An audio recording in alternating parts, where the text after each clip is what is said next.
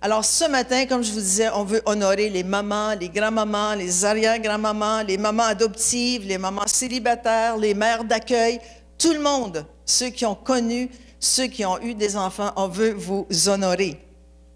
Une étude américaine menée par la compagnie Welch, c'est une compagnie de jus de fruits, s'est basée sur le planning hebdomadaire détaillé de 2000 mères au foyer pour comprendre l'ampleur de toutes les tâches qui sont faites par les mamans. L'enquête menée auprès de ces 2000 mères d'enfants âgés de 5 à 12 ans révèle qu'une mère commence sa journée à 6h20 le matin et la termine à environ 20h30. Selon les statistiques formulées par l'étude, une semaine complète de maman compterait un total de 98 heures d'activité. Ouh! Et ne leur laisserait qu'1 heure et 7 minutes de repos complet par jour. Ça équivaut à 2 emplois à temps plein par semaine. Et votre mari pense qu'il travaille 40 heures puis il est fatigué. Non, non, non, non, non. Maman est fatiguée, OK? Et j'ai bien aimé ce que Pasteur Mathieu a mis sur sa mise à jour.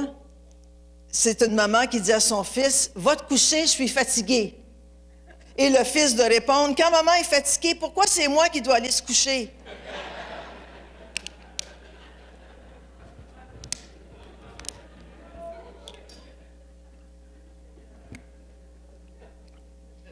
Alors, Dieu a créé l'homme et la femme. Puis si c'était les hommes qui accouchaient, Pasteur Mathieu, il y aurait une personne avec un homme dans l'Église. Alors, il n'y aurait pas beaucoup de monde ici à l'Église. Ça a bien passé. Alors, la femme a été créée pour porter et mettre au monde des enfants, pour remplir la terre. Puis on a vu qu'elle est bien remplie. Dans Genèse 3, au verset 20, je ne sais pas si on a mon PowerPoint. Et voilà, ça nous dit, Adam donna à sa femme le nom d'Ève, car elle a été la mère de tous les vivants. Alors, le mot Ève dans l'hébreu, c'est le mot Shava. Shava, OK? Ça veut dire première femme, femme d'Adam, mère de tous les vivants. Une mère, selon le dictionnaire, c'est celle qui donne la vie, qui donne naissance à un ou plusieurs enfants. Et quand une maman a un bébé, il y a un amour qui vient dans son cœur, qui vient de Dieu. Un amour maternel qui vient, comme un peu le syndrome de la maman ours. Quand elle a un petit ourson, essayez pas d'aller toucher à son petit ourson parce que vous allez perdre la main. Il y a un amour protecteur qui vient dans le cœur d'une maman et son bébé, c'est son bébé. Même s'il n'est pas tellement beau à la naissance, elle le trouve super beau. Hein, je suis déjà allée voir des bébés naissants, puis mon Dieu, ils sont tous plissés. Ils sont plissés, puis ils sont vraiment pas si beaux que ça. Mais tu regardes, tu dis, oh, il est tellement cute. Mais la maman va le trouver super beau, parce que c'est son bébé. Les mamans rient parce qu'ils savent de quoi je parle. Hein? Puis ton mari regarde le bébé, oh, ça vient-tu de moi, ça?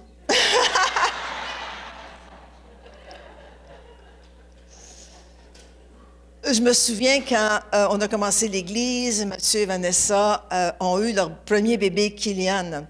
Et je me souviens, puis elle connaît cette histoire, elle a emmené son petit Kylian dans son petit porte-bébé, hein, dans son petit siège bébé, puis elle l'a mis sur un siège, une chaise en arrière. Elle se retourne vers moi, puis elle dit, Louis, j'aimerais mieux que vraiment pas personne touche à mon bébé tout de suite. Hein, il est tout petit, puis j'aimerais mieux que personne y touche. On se tourne d'abord, Jean Lamarche avait le bébé dans les bras. Il y avait le bébé dans le bras, puis il s'en allait comme ça avec le bébé. Là, Vanessa a dit, oh, I give up. Mais il a été pris, cet enfant, puis bécoté, puis aimé par toute l'Église à l'époque. Amen. Salomé aussi, d'ailleurs. Mais Salomé, quand c'est le deuxième bébé, t'en prends un petit peu moins. Pas que t'en prends moins soin, mais... Ça te fait de moins de peine. T'es comme, tiens, veux-tu l'avoir, mon bébé? Tiens, veux-tu le prendre, mon bébé?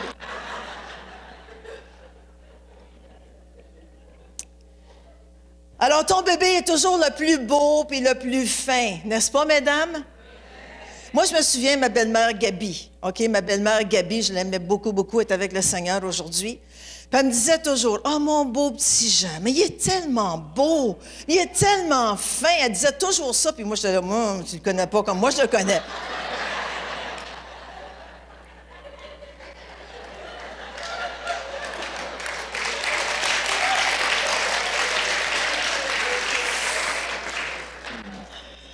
Puis là, quand j'ai eu mes fils, « Oh, mes fils sont tellement beaux, sont tellement fins. » Oui, la grand-mère, « Oui, oui, je suis d'accord avec vous. » Alors, le psaume 127 au verset 3 nous dit ceci, « L'héritage que donne l'Éternel, ce sont des fils, et je pourrais ajouter des filles.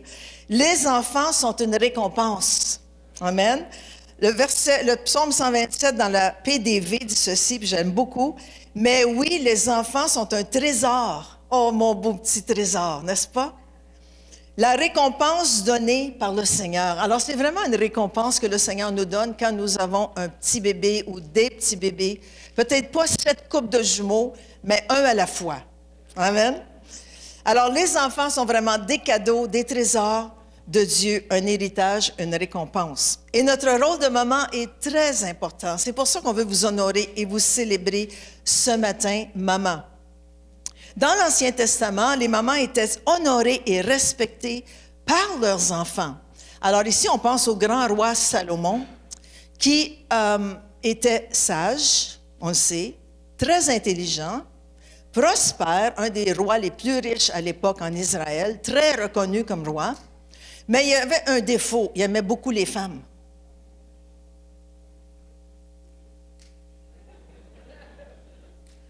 Il y avait une reine qui était la fille de Pharaon, parce qu'il avait fait alliance avec l'Égypte, avec le Pharaon. Alors, il avait marié sa fille, belle ou pas belle, c'était sa fille, sa femme. Il y avait aussi 700 princesses. Monsieur, vous pensez que vous avez de la difficulté avec une?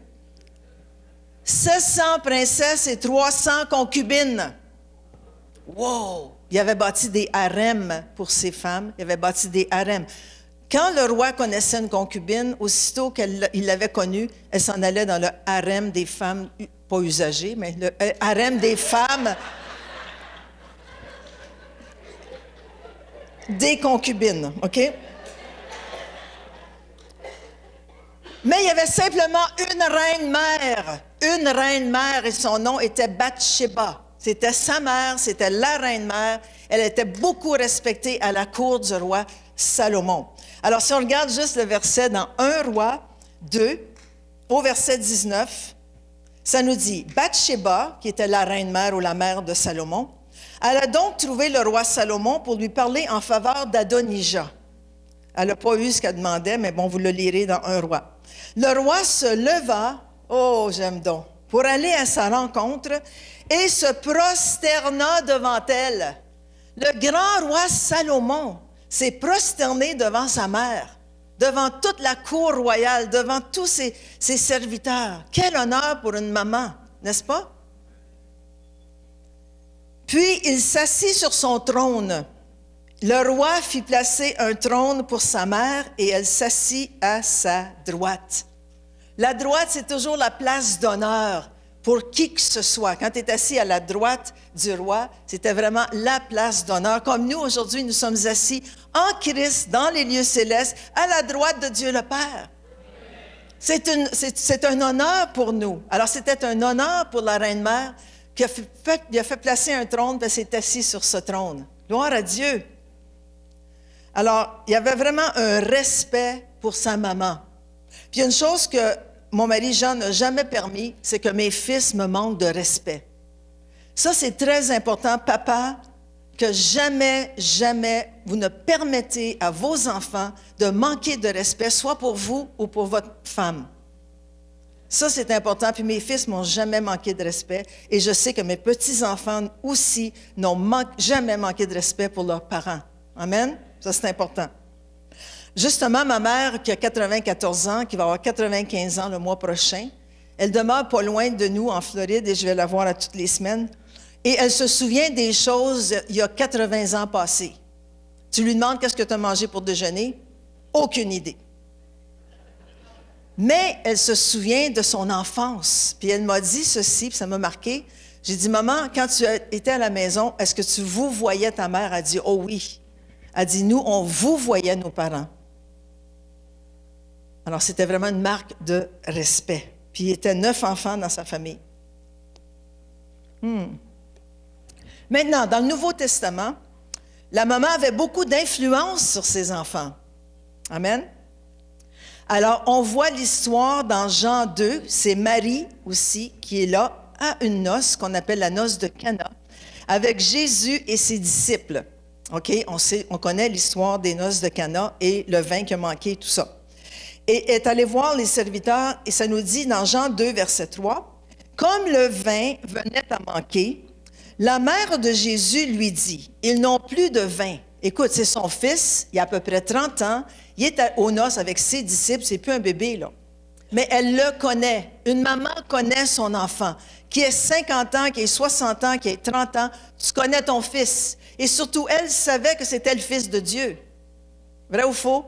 L'ange Gabriel lui a dit, « Tu vas enfanter d'un fils qui vient de Dieu par le Saint-Esprit. » Elle le connaissait. Elle lui dit, « Ils n'ont plus de vin. » Jésus lui dit, « Que me veux-tu, femme? » Aujourd'hui, il dirait, « Mais qu'est-ce que tu veux que ça me fasse? » Dans le québécois. Mais lui, il était poli, « Que me veux-tu, femme? » Mon heure n'est pas encore venue. Elle le connaissait, elle savait qu'il pouvait faire quelque chose dans le surnaturel. Mais il dit, non, non, femme, mon heure n'est pas encore venue. Mais elle, ça y a passé par une oreille, puis c'est sorti par l'autre. Elle a dit aux serviteurs qui étaient devant eux, faites tout ce qu'il vous dira. Elle a prononcé une parole prophétique pour lancer pour le ministère de Jésus, son ministère miraculeux. C'est sa mère qui a déclaré, faites tout ce qu'il vous dira. Il n'avait pas fait de miracle encore. Mais sa mère a prophétisé le miracle dans la vie de son fils. Sa mère a prophétisé le miracle dans la vie de son fils. Come on, c'est merveilleux. Faites tout ce qu'il vous dira. Puis là, Jésus était pris devant les serviteurs. Il dit, OK, remplissez ça, moi, ces genres-là. Là. Puis remplissez-les d'eau. Puis là, on connaît l'histoire, ils ont puisé l'eau. Puis c'était le vin, le meilleur vin qu'ils avaient jamais goûté. Amen. Écoutez bien ceci. 47% des hommes, la personne la plus importante et la plus influente pour eux sont leurs mamans. 47% des hommes. 64% des Canadiens, ça c'est hommes et femmes, considèrent leur mère comme un de leurs héros. Amen. Alors, la maman est vraiment une femme vertueuse. Et pas simplement les mamans, je parle à toutes les femmes ici. Vous êtes des femmes vertueuses, des femmes vaillantes. Le Proverbe 31:10 nous dit, « Qui peut trouver une femme vertueuse? Elle a plus de valeur que les perles. » Le Proverbe 31:10 dans la Bible du Sommeur, « Heureux celui qui trouve une femme vaillante, elle a bien plus de prix que des perles précieuses. » Le petit Robert définit la femme vertueuse comme quelqu'un qui fait le bien volontairement et de façon habituelle. La Bible, le dictionnaire biblique dit, c'est une femme dont l'âme est disposée à faire le bien, une femme forte avec de fortes capacités mentales. Alors, une femme vertueuse, c'est une femme qui se lève le matin et qui dit, moi, aujourd'hui, je fais du bien à mon mari. Aujourd'hui, je fais du bien à mon mari, à mes enfants, à ma famille, dont l'âme est disposée à faire le bien. Êtes-vous des femmes vertueuses, mesdames? Criez-moi Amen. Amen. Bon, gloire à Dieu. C'est une femme d'une valeur inestimable, une femme de confiance. Elle est là quand on a besoin d'elle. Elle est stable.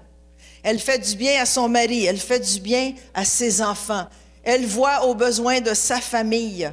Elle travaille d'une main joyeuse. Vous savez que la tâche que la femme déteste le plus, que c'est prouvé par des statistiques, c'est de passer l'aspirateur dans les escaliers. Ça, c'est la tâche la plus détestée des femmes, selon un sondage. Alors, quand vous passez l'aspirateur dans les escaliers, chantez des louanges. Mettez Écho 1 et Écho 2 de l'Église de Centre à fond, Léon, et chantez de tout votre être. C'est vrai. Alors, tu rends grâce à Dieu, tu passes l'aspirateur, ton mari est content, pas obligé de le faire en arrivant. Mais rendu à mon âge, c'est pas moi qui le fais, garanti. C'est pas mon mari non plus.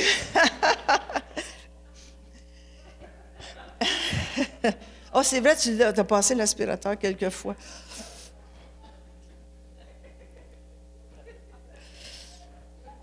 La femme vertueuse, elle fait à manger. Est-ce qu'il y en a qui aiment faire à manger? Oh, 3 personnes. Amen. Moi, quand je me suis mariée, il faut que j'avoue, je détestais faire à manger. En fait, ma mère me demandait jamais de faire à manger parce que je n'étais pas vraiment bonne pour faire à manger. Alors, quand je me suis mariée, mon mari a dit « Fais-moi à manger ». J'ai dit « Quoi? » Alors, je lui ai fait une sandwich avec du cam, je ne sais pas si vous savez, du clic. Du clic. Alors, ça, c'est une canne que tu ouvres. C'est une canne que tu ouvres et tu sors la viande, c'est dégueulasse. Tu mets ça dans l'assiette, puis tu coupes ça en tranches. Puis tu mets ça dans le sandwich. Il dit, c'est quoi ça? Ben, j'ai dit, c'est une sandwich. Il dit, c'est dégueulasse. Écoutez, on venait de se marier, là. Il dit, ma mère ferait pas ça. Je dis, oh non? OK, prends l'auto, puis va manger chez ta mère.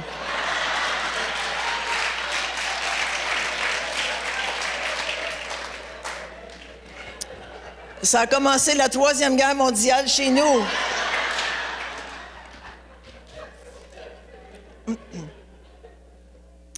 Alors, la femme vertueuse, elle fait à manger. J'ai appris, puis mon mari est en très bon. Puis lui aussi fait à manger, il fait des hot dogs de temps en temps.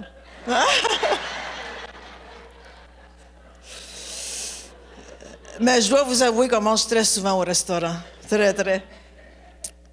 Alors, une femme fait à manger. Pendant 50 ans de mariage, tu fais environ, mesdames, tenez-vous bien, 54 750 repas. Wow! 54 750 repas. Là-dessus, votre mari en fait peut-être 500. Elle se lève tôt, la femme vertueuse, et organise sa maison. Amen. Elle donne des tâches à sa servante. Ça, ce n'est pas notre cas, c'est peut-être plus pour l'Afrique, qu'elle donne des tâches à sa servante. N'est-ce pas, mesdames? Ici, au Canada, vous n'en avez pas nécessairement des nannies, des servants. Mais quand tu vas au Burundi, en Côte d'Ivoire, des nannies, des servantes, on en a beaucoup. Amen. Prends le petit, amène-le. Puis ça va te faire les ongles.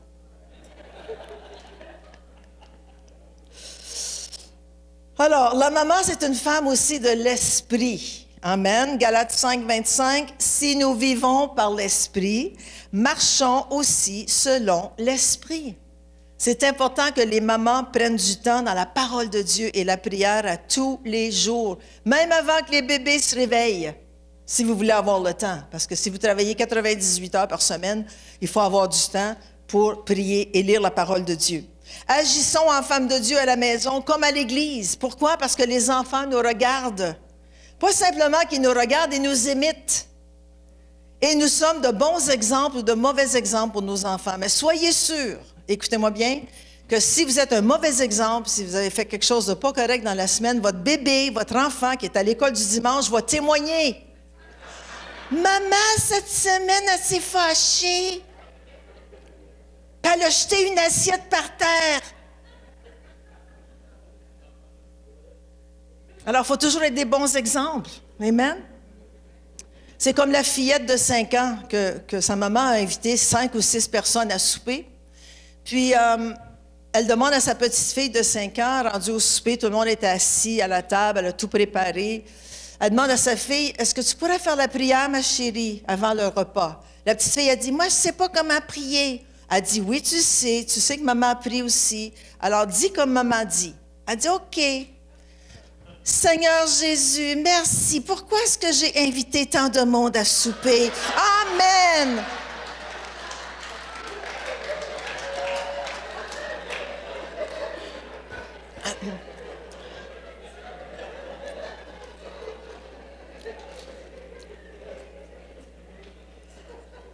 Alors, cherchons la face de Dieu à tous les jours pour savoir comment gérer notre maison et élever nos enfants.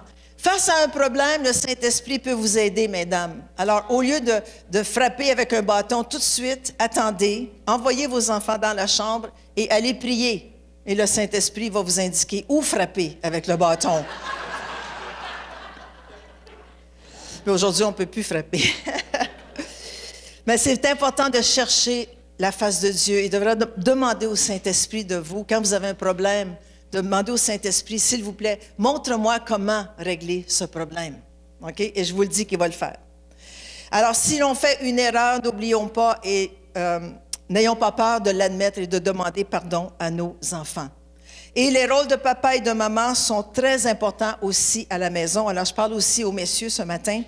Dans Proverbe 6, au verset 20, ça nous dit « Mon fils, garde les préceptes de ton père et ne rejette pas l'enseignement de ta mère. » Alors, le mot précepte ici, c'est le mot mitzvah, qui veut dire commandement de Dieu et des hommes. Alors, le papa, son rôle, c'est d'établir des règles et des lois pour que les enfants puissent les obéir. Pourquoi? Parce que c'est lui qui est le chef de la famille.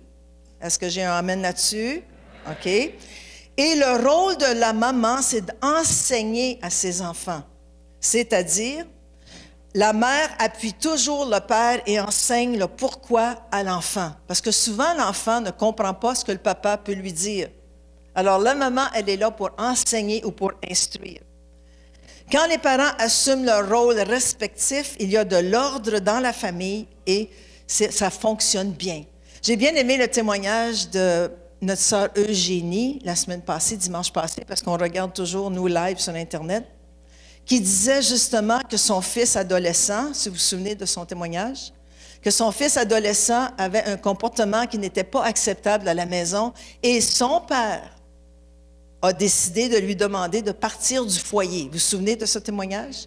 Ça m'a frappée parce que je me suis dit, Eugénie, au lieu de parler à son père devant son fils, s'est mis à prier. Le fils a dû quitter la maison et Eugénie a prié, justement, beaucoup, a demandé de la prière, à le prier pour que le Saint-Esprit lui montre vraiment qu'est-ce qu'il devrait faire. Et ce qui m'a touchée, c'est qu'elle a su où son fils était. Elle l'a dit à son mari et son mari lui a téléphoné, a réglé le problème avec son fils et il est revenu à la maison. Voyez-vous l'importance du rôle dans la famille. Le papa a décidé, la maman a prié, parce qu'une maman, c'est un cœur de compassion aussi, le papa aussi d'ailleurs, mais plus la maman, et tout s'est réglé. Amen? Alors, c'est vraiment important. Proverbe 6, 23 dit « Car le précepte ou la loi ou le commandement est une lampe et l'enseignement une lumière. » Alors, si l'enfant obéit aux préceptes que le père établit et que la mère enseigne bien pourquoi ces lois sont établies, ça va être une lampe et une lumière. Et les avertissements de la correction sont le chemin de la vie.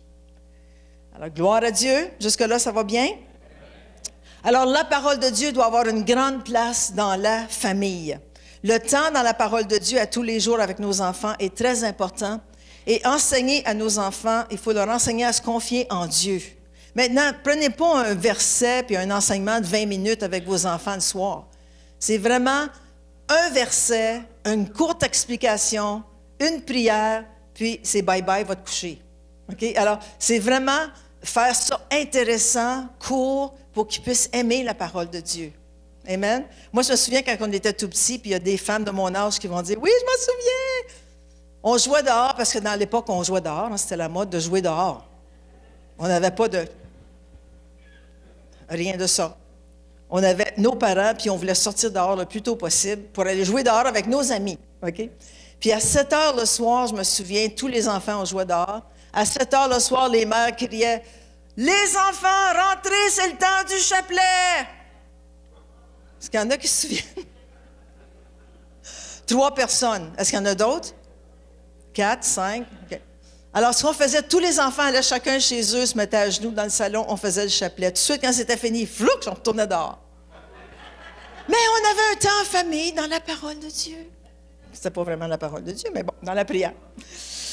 On ne fait plus ça aujourd'hui, puis on ne l'a pas fait non plus avec nos enfants, mais on a vraiment enseigné la parole de Dieu.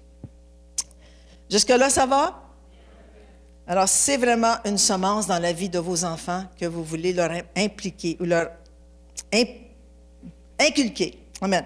J'ai l'histoire d'une femme, je ne vais pas être trop long, ça va? OK. J'ai l'histoire d'une femme qui s'appelle Susanna Wesley, qui est venue au monde en 1655. Vous allez dire, mon Dieu, elle va chercher ses histoires loin. Mais moi, j'aime l'histoire. En 1655, Susanna Wesley est venue au monde dans une famille de 25 enfants à Londres. Et c'était la dernière des 25 enfants. Elle a marié un homme de 24 ans. Son nom était Samuel Wesley. Elle avait 19 ans. Elle a eu 19 enfants, dont 9 sont décédés dans la jeune, tendre enfance. Même un petit bébé s'est fait écraser par la servante qui s'est tournée sur lui puis elle l'a étouffé. Alors, 9 enfants sont décédés, mais il lui en restait 10. Puis à l'époque, beaucoup d'enfants mouraient jeunes parce qu'il n'y avait pas les soins qu'on a aujourd'hui. Et elle a élevé 10 enfants. Elle ne faisait pas simplement la traite des vaches à tous les jours. Elle faisait tous les repas, elle faisait toutes les tâches ménagères, elle faisait aussi l'éducation à la maison. Et tous ces enfants ont été éduqués par elle. Ils ont appris l'anglais, parce que c'était à Londres, en Angleterre. Ils ont appris l'anglais, le grec, le latin et le français. Allô? Aujourd'hui, on a une langue, puis on a de la misère à la maîtriser. 4 langues, ces enfants ont appris, les 10. Puis quand elle priait, parce qu'elle priait 2 heures par jour, mais elle n'avait pas de place. Vous vous souvenez, les maisons antiques, tu n'as pas de place. Tu as la cuisine, tu as le salon, puis tu as des chambres. Elle s'assoyait dans le coin, près du foyer, avec son tablier sur la tête. Puis elle priait 2 heures pour chacun de ses enfants. Et quand elle avait son tablier, qu'ils ont appelé maintenant le tablier de prière, elle mettait ce tablier sur sa tête, elle priait pour chacun de ses enfants. Puis les enfants étudiaient à la table où ils jouaient autour d'elle, mais pour 2 heures, tu n'entendais pas un mot dans la maison.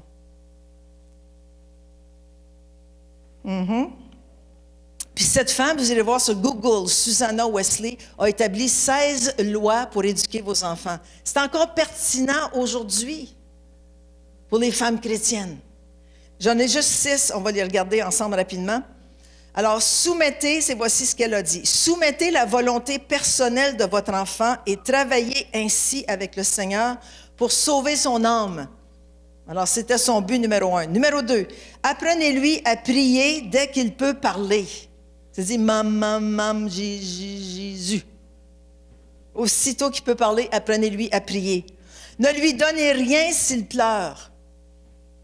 Et les mamans, ne lui donnez rien s'il pleure et seulement ce qui est bon pour lui, s'il le demande poliment.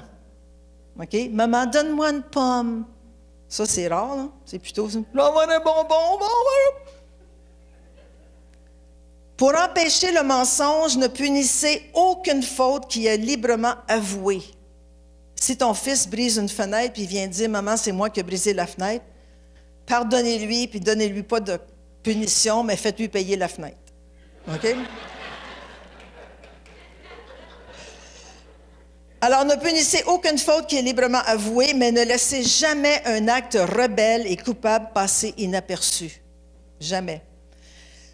Félicitez et récompensez les bons comportements. Si ton enfant, tu lui dis, va faire ta chambre, et il dit, oui, maman, il va faire sa chambre, tu dis, ça se peut pas.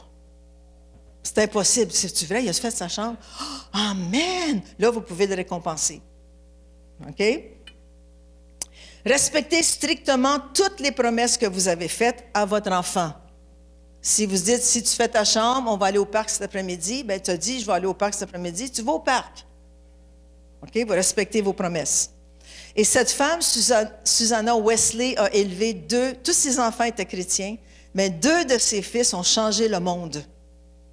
Et leur nom, c'est John et Charles Wesley, qui furent les fondateurs de l'Église méthodiste en Angleterre. Et elle a été appelée la mère de l'Église méthodiste.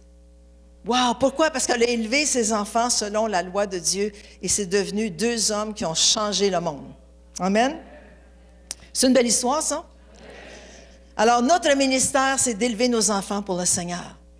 Moi, quand j'étais jeune, j'avais des jeunes à la maison, 2 ans et 3 ans, puis je me disais, moi, j'aimerais bien mieux faire du ministère dans l'Église, aller visiter les malades, prier pour les malades, Je me plaignais un petit peu, puis un jour, le Seigneur m'a dit, Louise, Ton ministère, pour le moment, c'est d'élever tes 2 fils pour moi.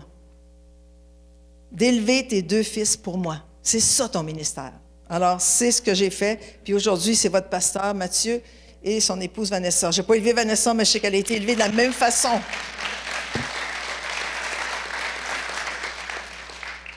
Alors, Dieu a une destinée pour chacune de nous. Le psaume 110, 39, 16. « Quand je n'étais qu'une masse informe, tes yeux me voyaient. Et sur ton livre étaient tous inscrits les jours qui m'étaient destinés avant qu'aucun d'eux n'existât. » Alors, Seigneur nous connaît dès le sein de notre mère et nous a connus et tous nos jours étaient écrits et c'est ça notre destinée. Dieu aussi a une destinée pour chacun de nos enfants.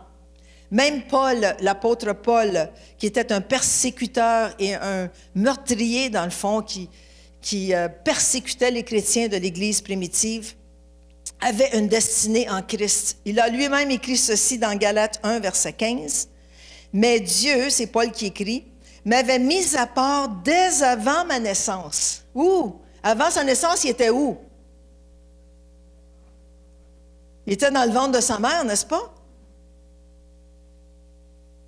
Mais Dieu m'avait mis à part dès avant ma naissance et dans sa grâce, parce qu'il m'a fait un cadeau, il m'a appelé à le connaître.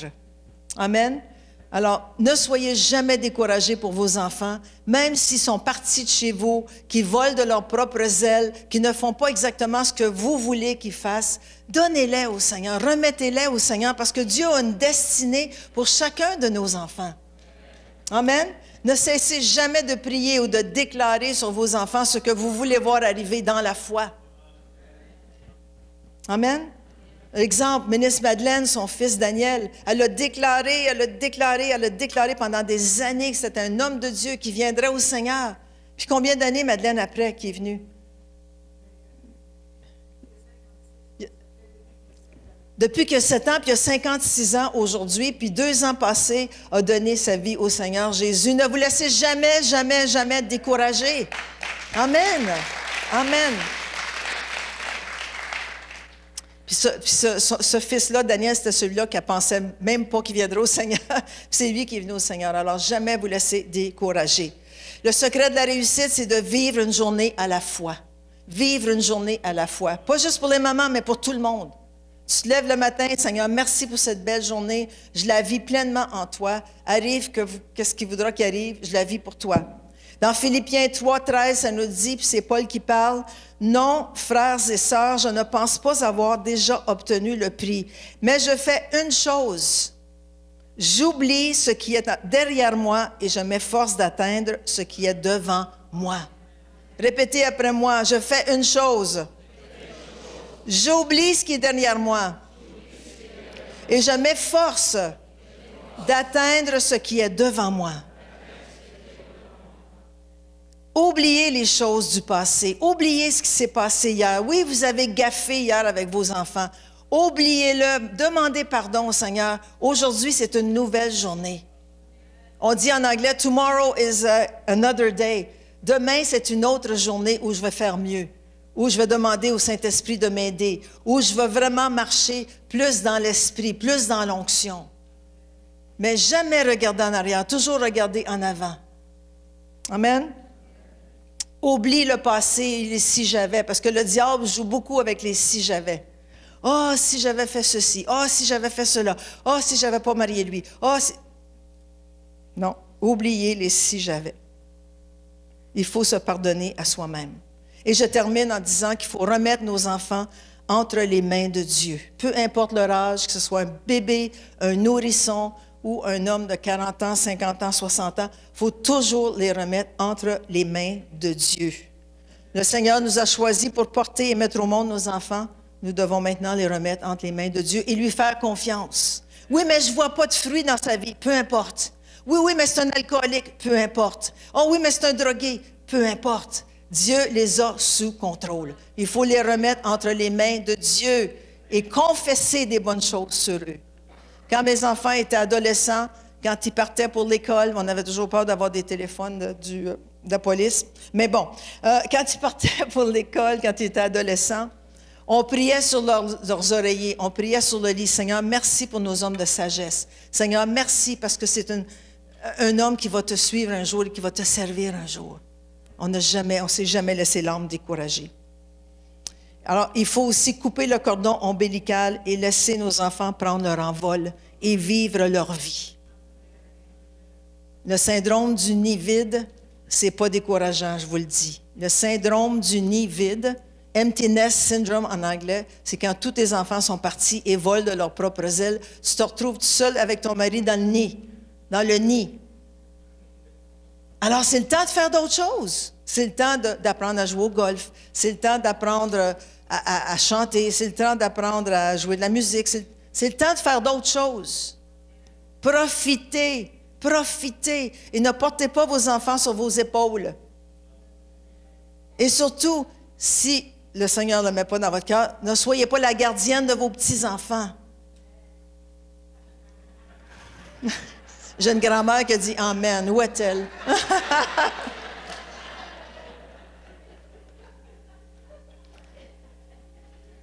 Ils sont partis de la maison. Nous devons prier pour eux, les élever devant le trône de Dieu, mais déclarer sur eux, comme je vous ai dit, ce qu'on veut voir arriver dans leur vie. Vivons pour aujourd'hui, car Dieu a un plan merveilleux pour chacune de nous aujourd'hui.